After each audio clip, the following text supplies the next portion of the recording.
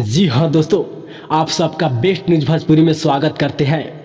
शशि लाल यादव बताया है कि बहुत ही सुपर डुपर सॉन्ग कल सुबह रिलीज किया जाएगा।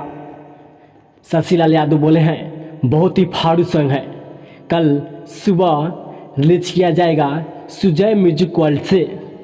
फिर से बता देते हैं दोस्त, सुजय म्यूजिक वर्ल्ड से कल सुबह रिलीज किया जाएगा। सॉन्ग का टाइटल है ढोरी छाप जिंदाबाद। फिर से बता देते हैं दोस्त, सॉन्ग का टाइटल है ढोरी छाप जिंदाबाद। बहुत ही बड़ा सॉन्ग है, कल आप सबके बीच सुनने के लिए मिलेगा।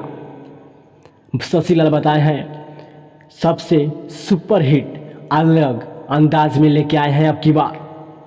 यही शशि लाल यादव हैं जो बहुत ही हिट पर हिट गाने दिए। बताए हैं कल सुबह रिलीज किया जाएगा सॉन्ग को। अगर आप लोग शशि लाल यादव के फैंस हैं तो इस चैनल को सब्सक्राइब लाइक शेयर करिएगा। मिलते हैं नेक्स्ट वीडियो में।